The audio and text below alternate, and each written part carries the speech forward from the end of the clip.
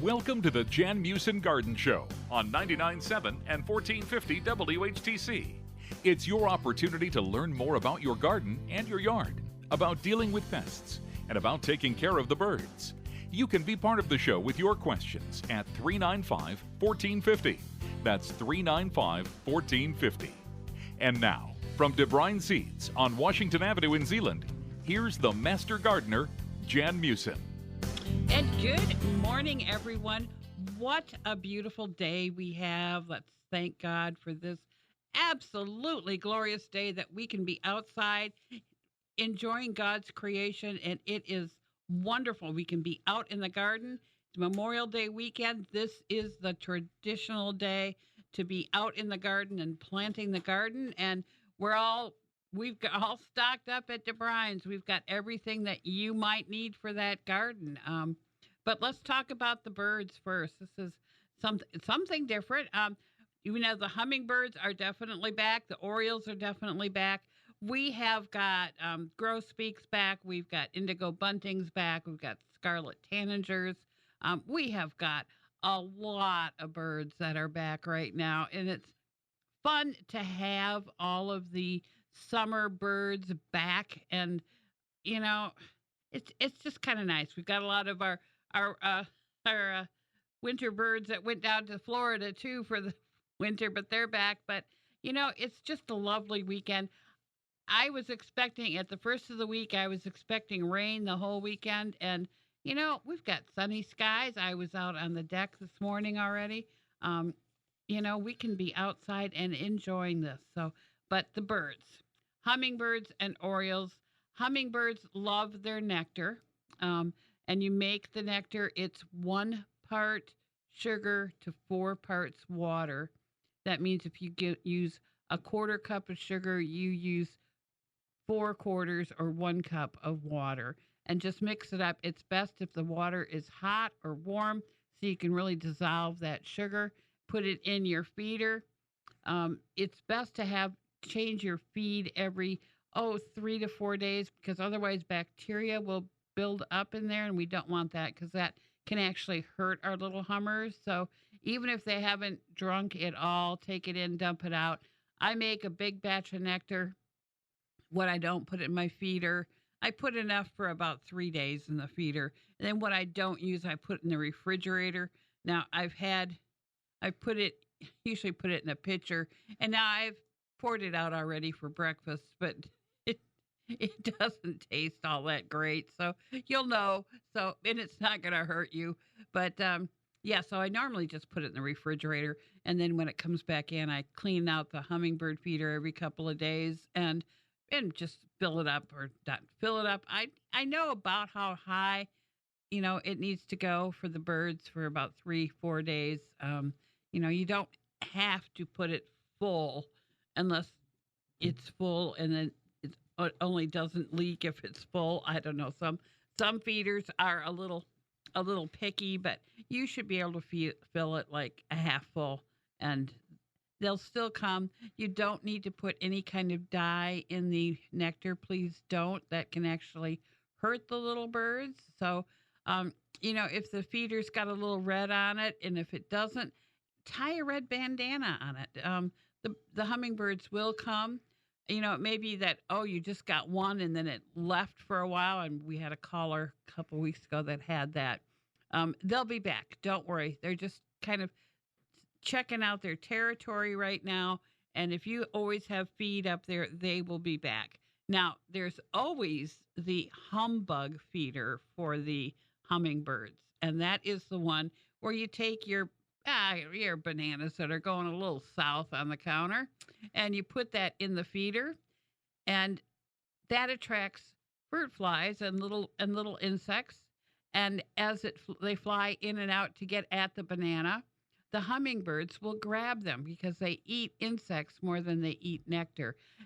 Fun feeder to have. They also have the humbug feeder that has the nectar in it too, so you've got 2 possibilities for them to come. So that's even more fun than anything else. And then you can always plant something for your little hummingbirds too.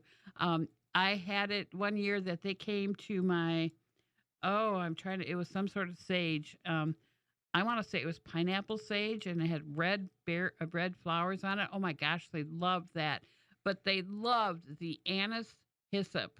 So every year I plant that. I usually get it as a plant. I usually have to mail order it because it's never around here.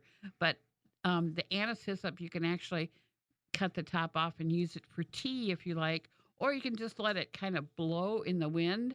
And the hummingbirds loved that. So did the butterflies. So every year I do that one. It isn't necessarily a wonderful plant on my deck, but if you could probably put it, I don't have any room for it anywhere else. So it just goes on my deck every year. It is a perennial. It will come back every year if I wouldn't just dig it up every year. But that one is a fun one for the hummingbirds. You might find some other ones. I know it's kind of invasive, but the old trumpet vine, they love that too. Just make sure you do keep that under control. Don't let it go for a week without a season without trimming it back. Make sure you keep it under control. That is the whole trick to that. But they also love like bee balm and things like that too. We've got seeds for that at Debruyn's if you want to try that out. Kind of fun to plant things for the hummingbirds too. We don't talk about that too much, but there's a lot of things out there that they do like. They do like red flowers. Now they've come to my geraniums already. I don't know how much they get out of the geraniums, but they are red, so they do come there.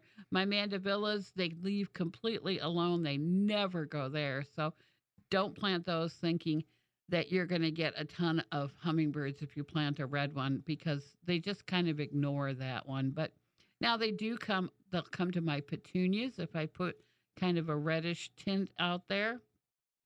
But then once they come to them, they'll go to the white ones and everything else too. So, you just got to get them out there, and they'll go from flower to flower. At least they do on my deck and on my patio by my underneath my deck. They go from flower to flower to flower. They have kind of a if you sit and watch them, they have a route that they do. They'll go to this plant and then this and then this. And I used to have one that would then go right above my head and circle and then go over to the cat who would be sitting kind of near me watching them and circle the cat's head. And then he would go over to the nectar feeder. Had that hummingbird for years, or maybe it taught its children to do that too, but always had one that circled me, circled the cat, and then went over to the feeder. Thank goodness the cat never tried to get at the hummingbird. I would kill that cat then. But no, it's just kind of fun. Just kind of fun to watch them as to what they do. But do remember to plant some flowers and not just put up a feeder for them. That is the fun part. Now your Orioles, I mean, they are back. The trick with Orioles is you've got to make sure you've got something orange, like on your deck or wherever you're going to feed them, because they're birds that fly higher than the hummingbirds do. So they're going to look down, obviously, while they're flying, and they're going to see that orange, and then they'll come down to investigate. Now, if you've got some good stuff down there, like some jam or some oranges or orange nectar or something that they really like, they'll come to your little station every day. They will remember it. So just make sure that you've got some orange out so they see it as they fly by. Now they put their nests up in the kind of mid to upper section of the trees. So you've got a better chance of getting a lot of Orioles if you've got some large trees somewhere near your backyard, because they will nest up there and then come down to your feeder. That works the best. I used to have a neighbor that would put out, he'd come from Florida with boxes, cases of oranges that were going kind of bad. And he would cut those in half and he would cover his deck with those. And so those Orioles were right there. And then they kind of went over to my deck to see my little little arrangement for them. But yeah, if you really want to get them, you have to be pretty pretty constant. Always make sure that you've got something out there. If you miss it for a couple of days, they're going to miss you for a couple of days. So remember to keep that in mind. But yeah, if you put out enough stuff for them and like some jelly and whatever, they'll keep coming back and they'll actually stop and have their build their nests right around you. And then they're always in your backyard. Their calls are very distinctive. Once you hear them, you'll know it. And if you want to hear what they sound like, go to the bird app, Merlin.com, and you can listen to the what the birds sound like. Or you can actually even record a bird song and then ask Merlin, what is this? I did that twice this week because there were two sounds that I had never heard before. One was a kingfisher. So then I had to look out the back and look out by the water. And yeah, sure enough, there was a kingfisher sitting on the end of my dock. So, hey, you never know. It's kind of fun to do that app the other way of recording something and then asking it what it is. Great fun. I am never going to profess I know all the birds and all their sounds because during mating they do different sounds, but you want to know the sound that they make normally. That's usually the best one to try get around. But yeah, it's kind of fun. That Merlin app, you can get it through the Audubon Society's website, or the Great Backyard Bird Count also has a website that they keep up all year, and you might want to go on that, and they will guide you to the Merlin app because they use that a lot when we do our bird counting. So a fun app. There's every once in a while there's so many sparrows out there that I don't know all of them, and I really got to look at the sparrows, and I'll get that up on my phone, and I'll be looking as they're eating. Now, which one is that? Just like to know. It's just my kind of odd way. I just want to know what birds I have out there and what's eating my food. The towhees are back. They're the fun ones. They kind of look like a robin, but they've got a rustier breast on them, and they have this cutest thing that sounds like "drink your tea, drink your tea." That's exactly what they sound like. And they will always be on the ground, kind of, using their little feet to dig up, see what they can find, or on the ground. A fun little bird to have around. Not a little bird. It's going to be bigger than the sparrows.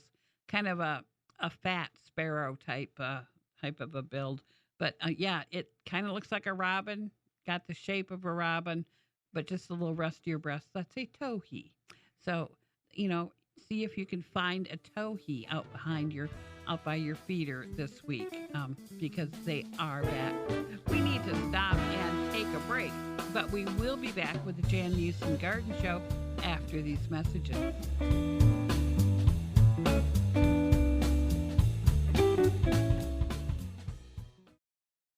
When you need to know, on the air and online, we're here for you. 99.7 and 1450 WHTC and WHTC.com.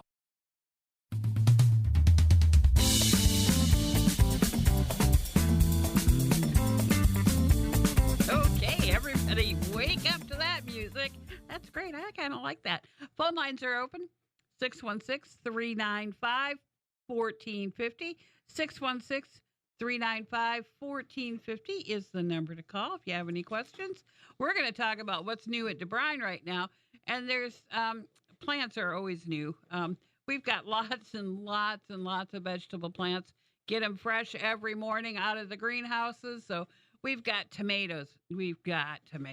Lots of different tomatoes. And peppers, lots of different peppers. Broccoli, cabbage, cauliflower, Brussels sprouts, kale. We've got some squash. We've got pickles. We've got cucumbers. We've got all the fun vegetable plants you want. This is the weekend. Well, it is kind of Yeah, okay, it's the last weekend in May. So we're going to say it is the weekend to plant. This is the weekend to plant. You can put your beans in the ground. You can, hopefully, you got your sweet corn in already, and some of the other things are in already. But this is the week to put down that garden. Remember social distancing with your garden. When you're putting in your plants, we have a tendency to put them too close together. We have to remember what they look like when they're full grown. Now, a tomato is going to take up a lot of room. If you're going to do it on the deck or whatever, a 5 gallon bucket for one tomato is what you get.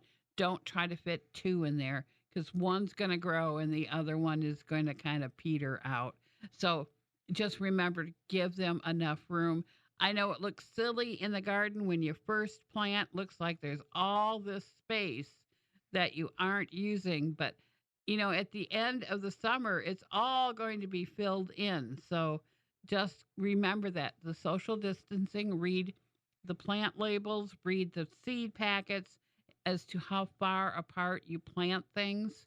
It goes much better if you do it that way. I planted beans way too close one year. I mean, it's still, I think it's 4 inches apart. I planted them like two. It really made a mess. They were all growing into each other. It was hard to find the beans. So don't do that. Do follow the directions on the package of what you need to do, or on the little label that's on the plant. They'll usually tell you how far apart to plant them. So yeah, 12 inches for a good pepper works well. My my sweet peppers, I never have luck with those. I'll get some sweet peppers, but I don't get the huge peppers off those. My hot peppers, my goodness, I can get hot peppers like crazy.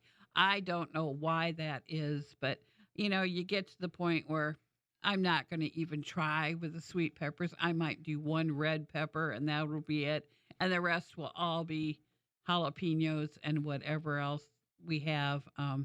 It's just not going to work otherwise. So, yeah, you know, do what you can do. Sometimes some people don't have luck with peas or whatever, so don't do them. Do something else. There's so much stuff you can put in a garden. It is just absolutely mind-boggling. And if you're putting in just vegetables, remember flowers. My dad said it's never a garden unless you put flowers in it. And flowers are a great thing to put in. Marigolds will help with some insects to put them around your tomatoes or your peppers. They help with white flies, and sometimes they'll help with aphids. So that's a good thing to plant around your tomatoes. But just putting some flowers around that attract some butterflies or some bees or some pollinators, that's great. Remember, insects are pollinators too. I know we don't like the horrible insects, but there's some good insects out there that do pollinate. So don't be in a hurry to kill everything. If you're having problems, you think you're having problems with some insects, bring some in for us to look at. We'll identify them for you and tell you if you need to, really worry about them or not. Some of them aren't going to be worrisome. Some are. If you've got potato plants and you have the potato beetle, that's a worrisome thing. If they can just strip down a potato plant, and once the leaves are gone, the leaves are what bring in the sunshine, and then the chlorophyll, makes the energy for the plant to grow. If it doesn't have leaves, if the bugs have eaten all the leaves, you don't have a plant anymore. So there are some things that you really need to watch, and be very careful about. You can ask the guys at Debruyn's, how do I get rid of this? Or, they'll help you. They'll show you how to take care of in your lawn and in your garden. My roses and my flowers, I don't mess with them at all. The Bio Advanced has a rose and flower that you spray once a month, and it does disease, mites, and insects. I just spray them every month. I'm just not going to take a chance with those things. And you don't get black spot on your roses, and you don't get those spider mites that can come at the end of the summer, and you don't get bugs. So, hey, win-win. And I don't have to worry about it. I write it right on the jar, keep it on the table in the garage so I can see the date that I last sprayed. And then I can, oh, hey, it's been a month. I got to go out there and spray those again. So it gives me, don't be afraid to write it on when you sprayed. If you've done home defense around the house, for instance, to take care of the ants, write down the date that you did it on the bottle. There's plenty of room on the bottle to write the date. And 6 months later, you're, why am I getting ants again? And you look at the bottle, oh, it's time for me to redo this. So always helps. You don't want to overdo it. Do read the label. What the label says is the law. So do it according to the directions. If it says to wear gloves, you wear gloves. If it says you wear long sleeves and pants, you wear long sleeves and pants. You do read the label. If it says 1 ounce per gallon, 1 ounce per gallon is what you use. You don't use two thinking that it's going to be better. It is not. These are tried, they are tested. This is what works best. So do follow the directions. Um, the only one I'm not going to say, hey, kind of play it by ear is spreader sticker, and that's really not an insecticide or anything, but it just helps your insecticide to stick better or your herbicide, and you just kind of pour a glug in your thing. A glug is a good tablespoon, and that's going to be okay. But the rest of the stuff you do need to measure, and a lot of times they come with a cap that's a good measuring cup.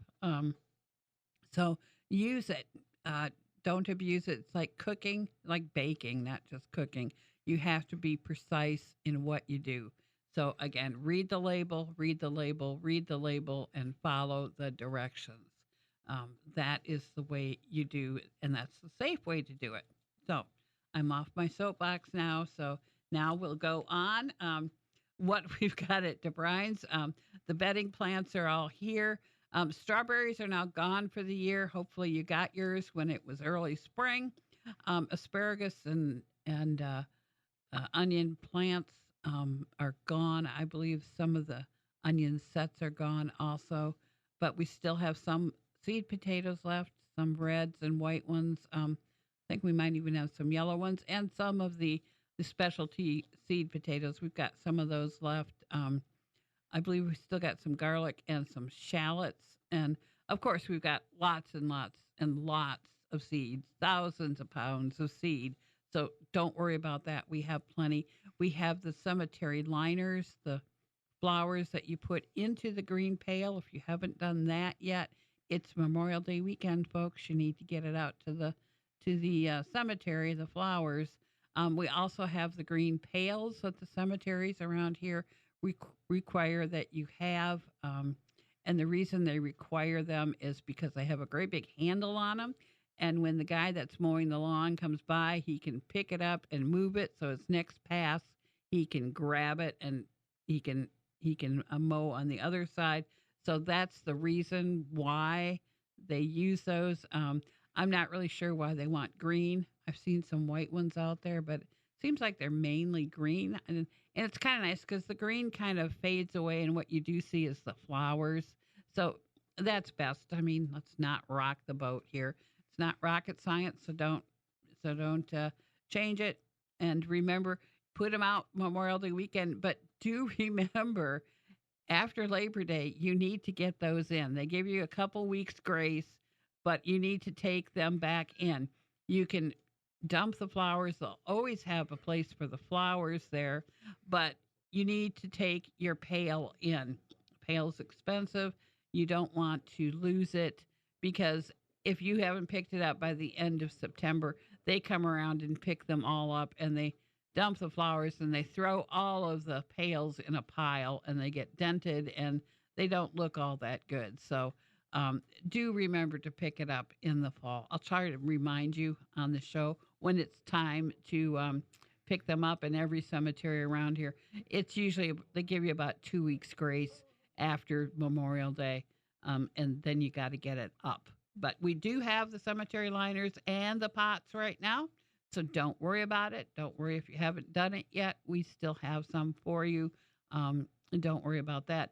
And of course, if you're going to do tomatoes, we have the tomato cages also. So, don't do a tomato without thinking of some sort of support that you're going to put with the tomato, whether it be a cage or whether it be a trellis or just a garden post that you tie it to. Make sure you've got some sort of support because tomatoes don't normally grow upright. They would normally kind of roam all over the garden. So make sure you get that plant to grow upright and make sure you cut off all the suckers that it makes because we don't want all the energy going to the sucker.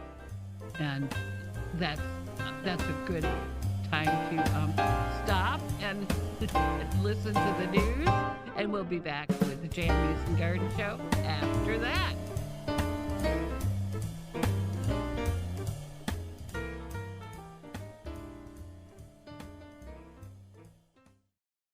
This is Rusty Halverson.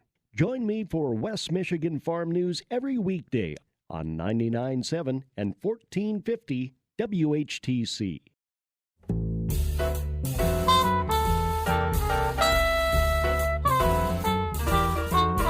All right, we're back. Cool music, thanks.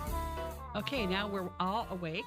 Now we're talking about what's going on, what we need to get after outside this week, what the problems are at Debruyn's. Give us a call. We've got a new engineer online, so we have to have her get some calls. So give us a call, 616-395-1450, 616-395-1450. Even if you're just going to say happy Memorial Day. Okay, she's going to do it. Okay. Good morning. You're on the Garden Show. Good morning, Jan. How are you? I'm well. How about you? I'm great. Now our power finally came back on, so now we're good to go. All right. I know. I have a question for you. Sure. I have a poinsettia plant. Yep. And it's growing. Mm-hmm. What do I do with it at this point? Actually, you can bring that outside for the summer. And it should be fine. It's going to like a little shadier spot. Don't put it in the bright sunlight outside. Okay. But if you've got a little shadier, it's still going to take some sun, but it doesn't want bright sunlight all day long. And then just treat it like a houseplant out on your deck. Okay. And do I need to repot it or anything? I would repot it in the fall. I would let it go for right now. All right, great. Thank you so much, and you have a great weekend. Oh, you have a great weekend, too. Thank you. Bye. All right, callers, phone lines are open. 616-395-1450. Let's get that engineer to work. She's busy over there. All right. Okay, so maybe we can do it. Oh, nobody's there? All right. Okay. We're just trying to drop the call. Okay. Oh, well, that's always good. Okay, 616-395-1450. 616-395-1450 is the number to call. I'll tell you what's showing up in area lawns right now is the annual bluegrass. Now, it's not our good bluegrass. It's called annual bluegrass because it's a weed. It shows up in patches in the lawn, usually like circular patches. And right now it's kind of showing some seed heads on it. If you try pull it out, you'll find out it really does not have much of a root system at all. And it isn't annual. It does die during the winter, but it overwintered and now it's dying right now. It will send up the seed heads and then it will kind of die out. It's a lighter color than the rest of our lawn. Right now, if you want, you can pull it out. You're going to have to put some new dirt in there and throw some seed in it that's going to germinate quickly and make sure you keep it watered. Otherwise, the seeds that it sent out will start to germinate again. It's a nasty one to try get rid of. What I did when it was really growing well and I could see the different colors in the patches, I just went there with a total vegetation killer like Roundup or Killzall, and I just killed everything in those circles.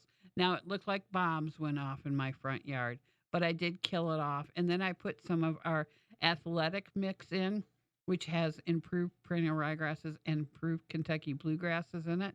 But the ryegrasses came up right away and the bluegrasses filled in.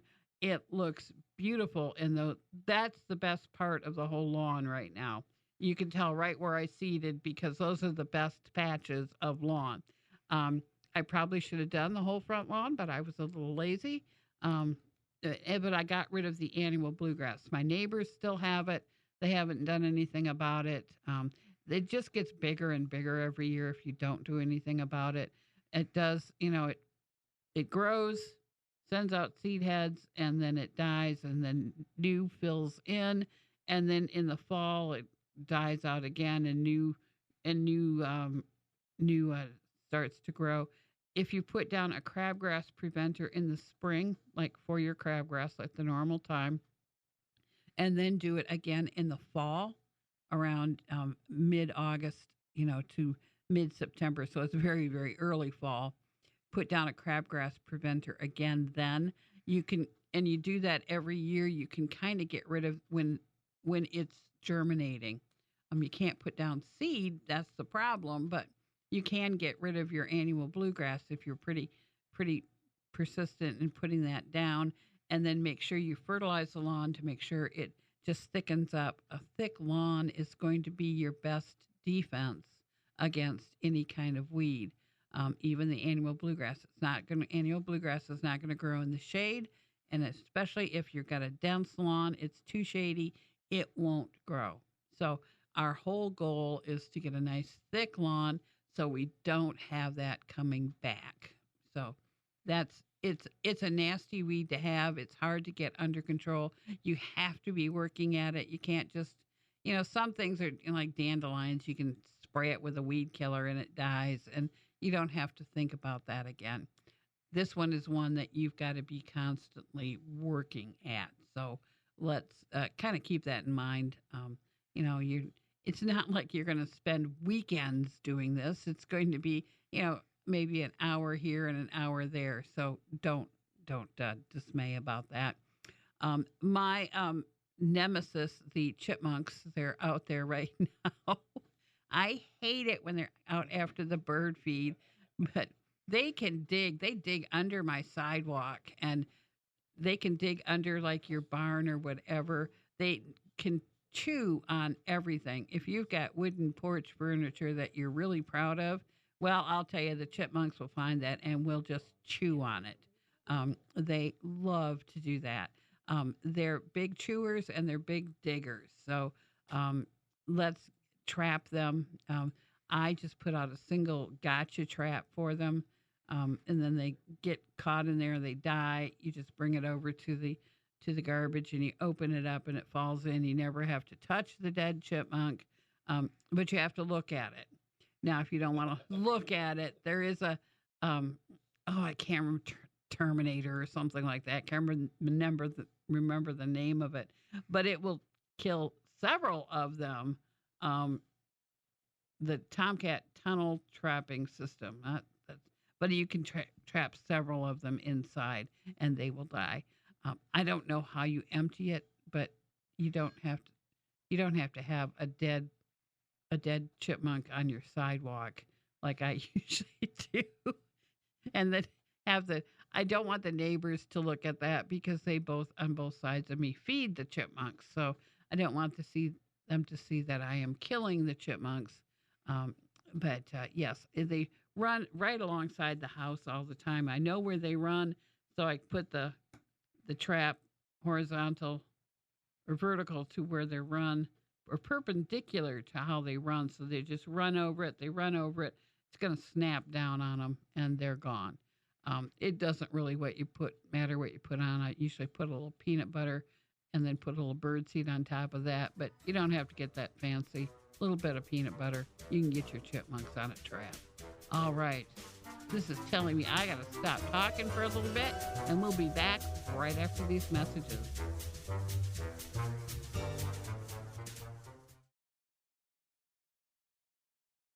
Hi, this is Mark Vandenbosch of Zeeland Lumber and Supply. Join me Saturday afternoons at noon for the At Home Show on 99.7 and 1450 WHTC.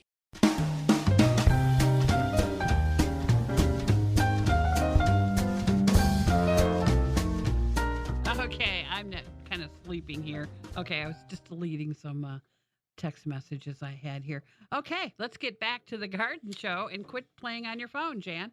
Okay. Phone lines are open. 395-1450. 395-1450 is the number to call. And we've got a new engineer, so make her work today. Make her work. We're going to talk about insecticides. If you have to spray something on your plants, we've got some directions here because we have to be mindful of the pollinators, and it's not just bees, but butterflies, and there's also caterpillars. Remember, we have caterpillars that turn into butterflies, so be mindful of them. So when we spray, even when we spray our roses, we spray the foliage only. We don't spray the flowers because that's where they come in and that's where they land. So take care, spray the green part only, and then we're only going to spray in the very early hours of the day or in the twilight because that's when the bees are not around.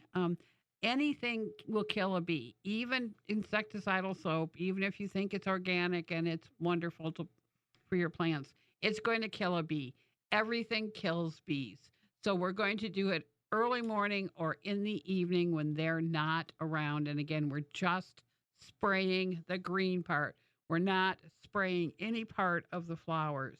That will help you, to be mindful of them.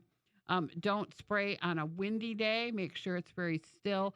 I kind of like doing it first thing in the morning because it's usually very still then. You don't want it to spray and just be carried in the wind over to your neighbors or whatever. So that goes for insecticides and herbicides. Again, we're spraying the leaves only. If you're going to spray your lawn, we're going to cut the lawn first and make sure you've cut off all flowers like of the dandelions and clover. Cut those all off. Then put your herbicide or your insecticide down on the lawn. That way you don't have bees coming in and picking that up. So if we just kind of keep those things in mind, just be mindful of our pollinators. They've all had a problem, trying to survive. Now, I had a lady call that had a problem. She had these striped caterpillars on her parsley and her dill. Now, those are swallowtail butterfly caterpillars. They're kind of large. They love parsley. They love dill. If you plant them in your garden, plant extra just for the butterflies, so you don't get all upset and kill those caterpillars. They're just doing what caterpillars are supposed to do. They're eating the favorite food of theirs, which is one of the parsley plants. So they will go on my thyme occasionally too, and my carrots. They love those too. So, plant some extra just to know that you're going to get some eaten up by those beautiful swallowtail butterflies. And those are those yellow ones that are so pretty. They're kind of striped too. They're just gorgeous. So remember, if you like the butterflies, remember they're little caterpillars at one time eating your flowers. So keep that in mind, kind of identify, is this going to be a butterfly that I like, or is this one that it's going to be a moth that I really don't care for? That's going to go to attack some of my flowers. The little ones that get on your cabbage and broccoli plants, those little worms, we don't like those at all. We can spray those with neem, or we can spray that with BT, and that will kill those things. Doesn't kill too much else, but the BT will kill those little worms that eat your caterpillar, that eat your broccoli and cabbage and things like that. they turn into those little white butterflies. If you see the white butterflies flying around your cabbage, cabbage, broccoli, but Brussels sprouts, those sorts of things, what you can do is take a row liner, and it's just some white fabric that they can't get through, but the water and sunlight can, and just cover your plants with that. Then you don't get the little white butterflies, and they're small and white, from landing on your plants and laying eggs. This is the time of year when they're doing that. So let's just cover them. We've got row covers. It comes in a thing. You can cover a row of them. And it works just fine. You don't have to take it off at any point in time until you don't see any more things flying, because there's nothing worse than bringing your broccoli in, thinking that you've got it all cleaned off, and you steam it or you cook it for dinner, and there's a little worm that's been cooked along with it. I know it's extra protein, and I know Adam would just really love to eat them, but I am not a fan of those. So I cover my plants with the row cover, and it works really well to keep those little white butterflies. Keep your eyes out for those. We don't want those in our garden. Okay, they're telling me I only have just 2 minutes to go. So I have to remind you that I will be back here on, I was going to say Wednesday. No, it's Tuesday morning at 8:35 with Dan for the garden party. That's just a short little thing, kind of a tease of what we're going to talk about at 10 on the garden hour with Gary during Talk of the Town. That's always a fun one. We talk about things that we see in the news and whatever people bring up, but that's always a fun show on Tuesday morning. And then I'm always back. Well, not always, but I try to be back, unless I'm in the hospital or something, be back here on Saturday mornings at 11:05 for the garden show. Now, I think I've got all the names right. Yes, I'm getting an A+ from Adam. So yes, I've got them all correct. I have to remember it kind of goes, once we get past garden party, it all goes in alphabetical order. But okay, you don't need to know that, just me. I am the only one that needs to know that, or even cares that all the names are correct. But anyway, I will be back here. I will try be back here next Saturday. God only knows if I will, but I will try. Be back here next Saturday. We'll talk about gardening, a little more about gardening and what can go in June, because there are a lot of things that you can plant in June. But until then, I'm going to say, go green. You've been listening to the Jan Meeuwsen Garden Show on 99.7, 1450 WHTC and WHTC.com. If you wish to hear this or other programs hosted by the Master Gardener from Debruyn Seeds in Zeeland, check out the podcast section of our website, WHTC.com, and listen or download for free. The Jan Meeuwsen Garden Show is a presentation of 99.7 and 1450 WHTC.